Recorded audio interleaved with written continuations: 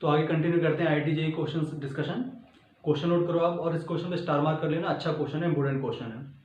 A copper ball of radius 1 centimetre and work function 4.47 electron volt is lighted with ultraviolet radiation of wavelength 2500 angstrom. Due to this, photoelectrons are ejected. Further, the ball will acquire charge. Due to this, there will be a finite value of potential on the ball. The charge acquired by the ball is, और options आपको दिए गए हैं, 5.5 into 10 to minus 13 coulomb, 7.5 into 10 to minus 13 coulomb, 4.5 into 10 to minus 12 coulomb and D is 2.5 into 10 to minus 11 coulomb.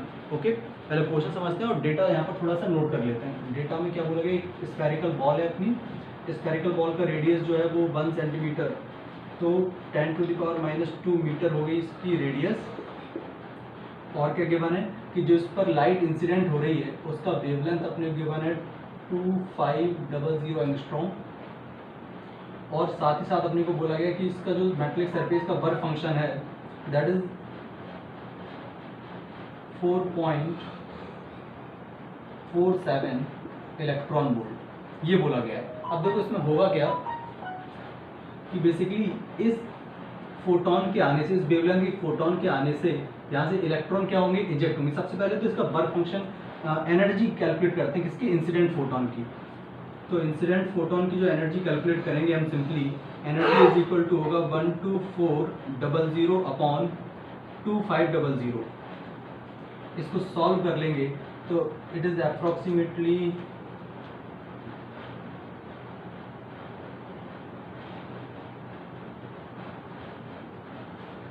12400 divide by 2500, 4.96 आएगी तो इसे ले लेते हैं 4.97 के अप्रॉक्सीमेटली, ये जो भी 6 लिख लेते हैं।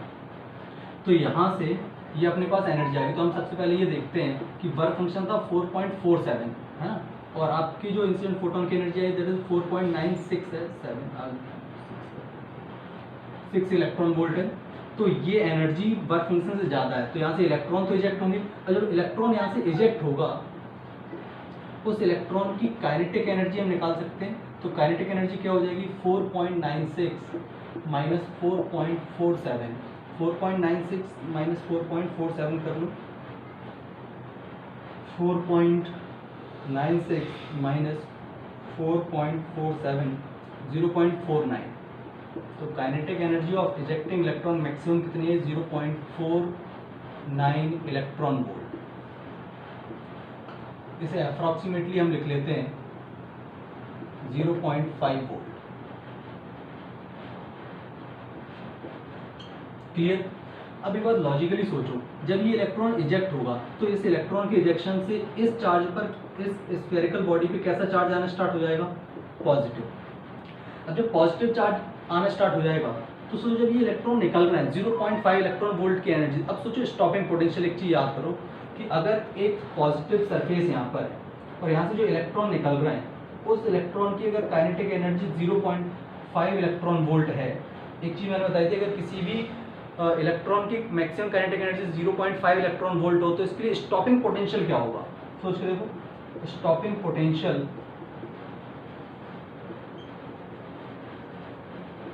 क्या, ऐसे इलेक्ट्रॉन जिसकी काइनेटिक एनर्जी 0.5 इलेक्ट्रॉन वोल्ट हो उसके लिए स्टॉपिंग पोटेंशियल 0.5 वोल्ट होगा।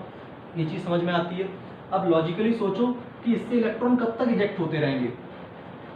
अगर इस चार्ज के आने से इस स्फेरिकल बॉडी का एक खुद का पोटेंशियल जनरेट हो जाएगा। अगर वो पोटेंशियल 0.5 वोल्ट से ज़्यादा हो गया तो फर्दर इलेक्ट्रॉन को वो जाने नहीं देगा, क्योंकि जैसे जैसे इस पर पॉजिटिव चार्ज आता जाएगा जो इलेक्ट्रॉन इजेक्ट होंगे उनको वो क्या करके रखेगा, अट्रैक्ट करके रखेगा और इजेक्ट नहीं होने देगा। तो लॉजिकली सोचो इस मेटेलिक सरफेस से, स्फेरिकल बॉडी से इलेक्ट्रॉन का इजेक्शन कब तक पॉसिबल है, जब तक इस पर चार्ज, इसका पोटेंशियल 0.5 वोल्ट से कम है, तभी तक इलेक्ट्रॉन इजेक्ट होकर जा सकता है। एक बार इसका पोटेंशियल 0.5 वोल्ट हो गया तो इससे जो इलेक्ट्रॉन निकल रहे हैं उनका मैक्सिमम काइनेटिक एनर्जी कितना हो सकता है, 0.5 इलेक्ट्रॉन वोल्ट। और किसी भी 0.5 इलेक्ट्रॉन वोल्ट की काइनेटिक एनर्जी वाले इलेक्ट्रॉन को रोकने के लिए जो स्टॉपिंग पोटेंशियल लगाना पड़ेगा 0.5 वोल्ट। इसका मतलब अगर इसका पोटेंशियल 0.5 वोल्ट हो गया तो ये फर्दर इलेक्ट्रॉन को इजेक्ट नहीं होने देगा। तो मैक्सिमम इसका पोटेंशियल क्या हो सकता है, 0.5 वोल्ट हो सकता है। क्लियर, बस यही इंपॉर्टेंट पॉइंट था इसमें। अब तो फर्दर क्या करेंगे हम,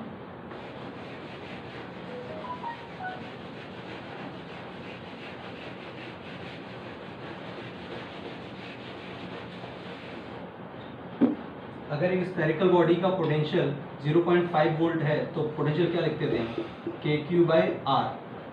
तो Q इज इक्वल टू क्या हो जाएगा, 0.5 इंटू रेडियस कितना है 10⁻², और K का वैल्यू क्या हो जाएगा, 1/K का वैल्यू यहाँ पर हो जाएगा 9 इंटू 10⁻9। सिंपली इसे सॉल्व कर लिया जाएगा।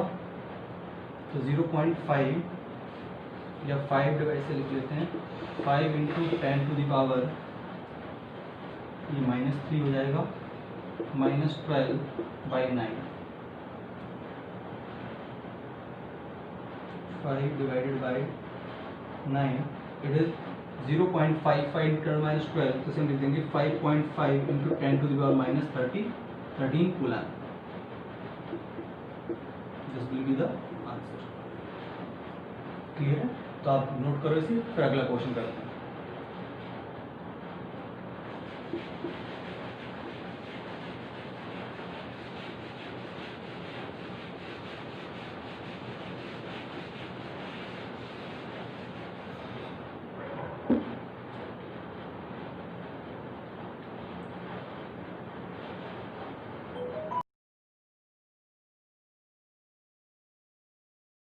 अगला क्वेश्चन IIT JEE का नोट करो आप। Surface of a certain metal is first lighted with the light of wavelength 350 nanometre, then by the light of wavelength 540 nanometre. It is found that maximum speed of the photoelectron in two cases differ by a factor of 2. Then the work function of the metal surface in electron volt close to, and options are 1.8, 1.4, 2.5 and 5.6। ठीक है, अब देखो question में क्या data बोला गया है कि वेवलेंथ नोट कर लेते हैं पहले। पहला जो वेवलेंथ है वो वेवलेंथ अपने गिवन है 350 नैनोमीटर। सेकंड जो वेवलेंथ गिवन है वो 540 नैनोमीटर, और डिफर बाय फैक्टर क्या है 2, और अपने से पूछा क्या गया, वर्क फंक्शन पूछा गया। अब एक बात लॉजिकली सोचो, इसमें थोड़ा सा एक कॉमन सेंस वाली बात है कि जिस फोटो इलेक्ट्रॉन के करस्पॉन्डिंग वेवलेंथ कम होगा उससे जो फोटोन इंसिडेंट हो रहा होगा उसकी एनर्जी क्या रही होगी, ज़्यादा। एनर्जी ज़्यादा रही होगी तो उसी की काइनेटिक एनर्जी ज़्यादा रही होगी, मतलब उसी की स्पीड ज़्यादा रही होगी। मतलब पहले फोटोन जिसकी वेवलेंथ 350 नैनोमीटर है, दोनों की जो स्पीड है उसमें कितने फैक्टर का डिफरेंस है, 2 का। मतलब एक की स्पीड अगर v एज्यूम करोगे तो दूसरे की स्पीड क्या एज्यूम करनी पड़ेगी, 2v। बट किसकी 2v एज्यूम करोगे, जिसकी वेवलेंथ कम होगी, क्योंकि जिसकी वेवलेंथ कम होगी उस इंसिडेंट फोटोन की एनर्जी ज़्यादा होगी, और उस इंसिडेंट फोटोन की एनर्जी ज़्यादा होगी तो उसकी वजह से जो इलेक्ट्रॉन इजेक्ट होगा उसकी काइनेटिक एनर्जी ज़्यादा होगी, एंड हेंस उसकी स्पीड भी ज़्यादा होगी। तो पहले वाले केस के लिए जो हम इक्वेशन लिखेंगे, आइंस्टाइन की फोटोइलेक्ट्रिक इफेक्ट की इक्वेशन लिखेंगे, वो इक्वेशन होगी hc/λ1 is equal to work function plus half of m 2v²। दूसरे केस में क्या लिखेंगे, hc/λ2 is equal to 5 plus half m into v²। आपने को चाहिए क्या था, आपने को चाहिए था वर्क फंक्शन। अब यहाँ से हम एक काम करते हैं, दोनों को सब्ट्रैक्ट कर लेते हैं।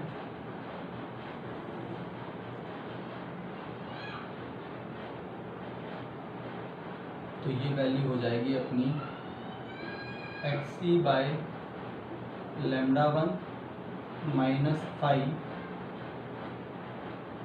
hc/λ1 और माइनस 5, और इसको 2 को इधर भेज देते हैं, तो हो जाएगा 2/m upon 4 is equal to v²। ठीक है, तो ये H C by lambda one, या फिर एक काम करते हैं 4 वाला फैक्टर ही इसको नीचे अपन बुला के ले आते हैं इंटू 1/4, और इधर इसको रहने देते हैं हाफ एम बी स्क्वायर। ये हो जाएगा H C by lambda one minus 5, और इधर का जो 4 था उसको नीचे ले आए बस। यहाँ से हम क्या करते हैं, हाफ एम बी स्क्वायर का वैल्यू यहाँ से उठा के वहाँ सब्स्टिट्यूट कर देते हैं। तो ये क्या हो जाएगा, H C by 4 lambda one minus of H C by lambda one minus 5 into 1/4 is equal to half M B square. Half M B square is equal to क्या हो जाएगा, H C by lambda 2 minus 5, यहाँ पर आ जाएगा H C by lambda 2 minus of 5। Simplify कर लेते हैं इसको, तो हो जाएगा H C by lambda one minus 5 is equal to 4 H C by lambda 2 minus 4/5। इसको 4/5 को धर लाओ, इसको धर लाओ, तो हो जाएगा 3/5 is equal to 4 H C by lambda 2 minus H C by lambda 1। तो work function is equal to हो जाएगा 1/3 4 H C by lambda 2 minus H C by lambda 1। और एच सी का वैल्यू तो अपने को पता ही है, क्या रखेंगे 12400, और लैम्डा 1 लैम्डा 2 अपने को पता है, रखेंगे वर्क फंक्शन आ जाएगा। अब सिर्फ कैलकुलेशन है, तो कैलकुलेशन कर लेते हैं।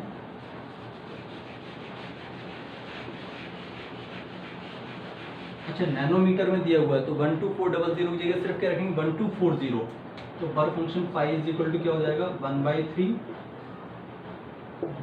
4 into 1240 upon lambda 2 that is 540 minus 1240 upon lambda 1 that is 350। Simplify करेंगे इसे, इससे ये कैंसिल हो जाएगा, इससे ये चला जाएगा,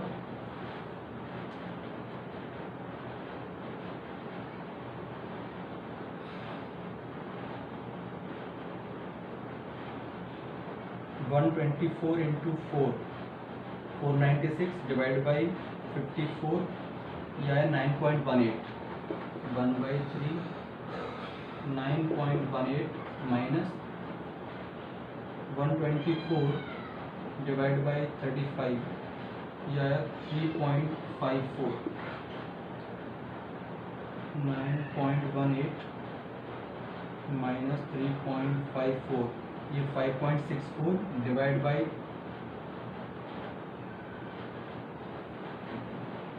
9.18 माइनस 3.54, इसका वैल्यू आया 5.64 डिवाइड बाई 3, 5.64 डिवाइड बाई 3, यह आया 1.88। ये इसका करेक्ट आंसर है। क्वेश्चन है बट अच्छा क्वेश्चन, तो चारों ऑप्शन नोट कर लेना आप इसके। फर्स्ट पहले क्वेश्चन क्या है, photo electrons are ejected from a metal when light of frequency nu fall on it. Nu मतलब एफ, जो भी आप डिनोट करना चाहो वैसे ऐसे डिनोट कर देते हैं न्यू से। Find out the wrong statement. First statement है no electrons are emitted if frequency is less than W time of H, where W is the work function.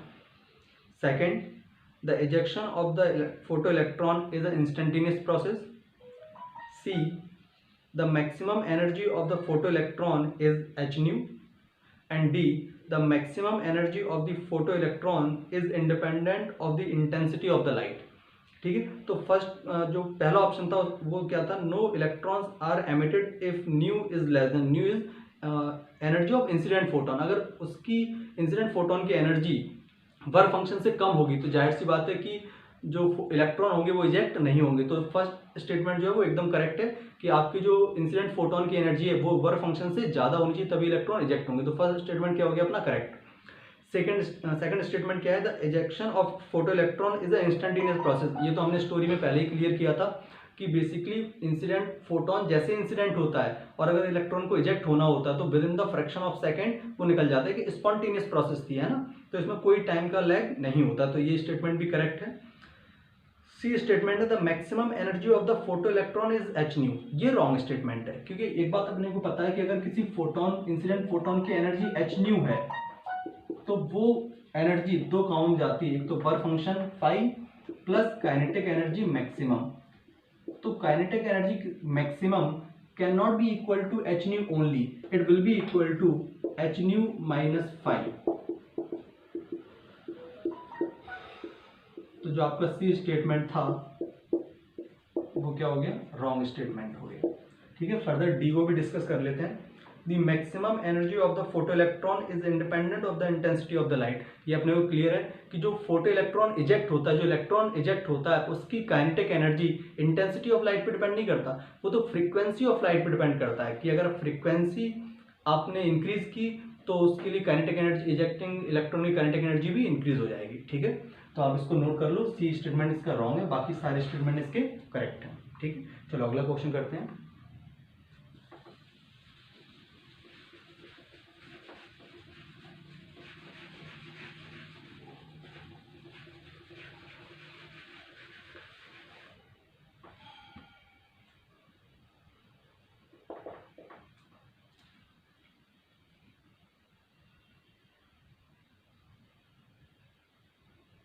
अगला क्वेश्चन क्या है, the maximum velocity of a photo electron emitted from the surface is v when light of frequency small n fall on it. If the incident frequency is increased to 3n, 3 time of initial frequency, the maximum velocity of the ejected photoelectron will be, options हैं less than √3 time of v, first option लिख देता हूँ, less than √3v, second v, third more than √3v, and fourth equal to √3v। Clear?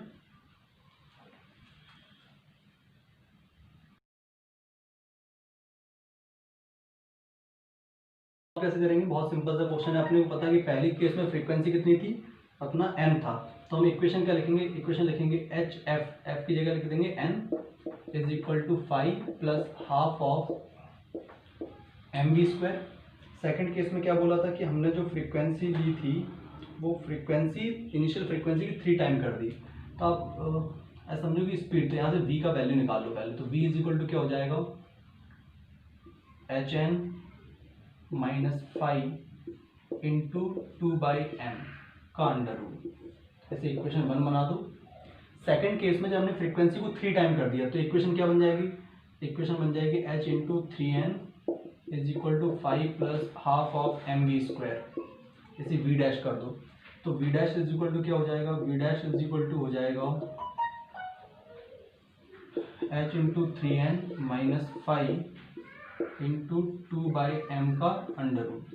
अब इसको देख के clearly समझ में आ रहा है कि ये स्पीड जो है इस स्पीड से √3 टाइम ज़्यादा है, तो v dash is greater than √3 time of v। ये इसका आंसर आएगा। तो इसमें से कौन सा ऑप्शन हो जाएगा, more than √3 time of v। और ये बात हमें वैसे भी समझ में आती है कि जब हम फ्रीक्वेंसी को डबल करते थे तो काइनेटिक एनर्जी क्या होती थी, मोर देन डबल। ये उसी से रिलेटेड क्वेश्चन था, तो इतना सॉल्व किया, बाकी अपने कॉन्सेप्ट के वैसे ही पता है इसको। ठीक है, चलो अगला क्वेश्चन और लास्ट क्वेश्चन देखते हैं इसका।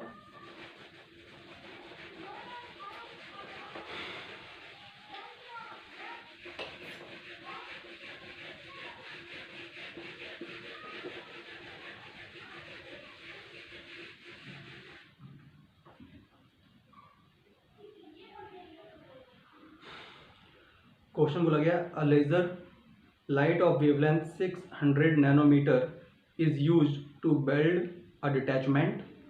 If a laser pulse of width 60 millisecond and power 0.5 kilowatt is used, then the approximate number of photons in the pulse are, options are 10 to the power 20, 10 to the power 18, 10 to the power 22 and 10 to the power 19। अब देखो question में क्या बोला जा रहा है, question बोला जा रहा है कि एक अपना लेजर बीम है ऐसे,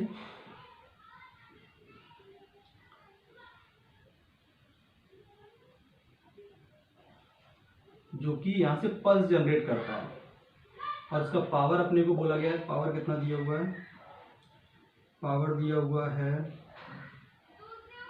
0.5 किलोवाट। और पल्स का मतलब ये है कि जब इस सोर्स को 60 मिलीसेकंड तक हम ऑन रखते हैं तो एक पल्स जनरेट होती है और वो पल्स इसको बेल्ड करने में काम आती है। क्लियर?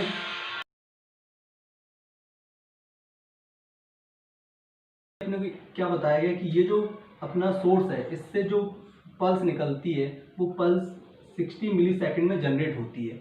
तो बेसिकली उसमें कितने इलेक्ट्रॉन्स फोटॉन्स होंगे ये अपने को बताना है। तो हम क्या करते हैं, अगर अपने को पावर का मतलब क्या होता है, जूल पर सेकेंड। तो अगर इसमें मैं 60 मिलीसेकंड से मल्टीप्लाई कर दूं तो क्या मिल जाएगा, टोटल एनर्जी जो एक पल्स में होगी। और एक पल्स में कितने फोटोन है ये कैलकुलेट करना है, तो क्या करूं, एक फोटोन की एनर्जी से डिवाइड कर दूं।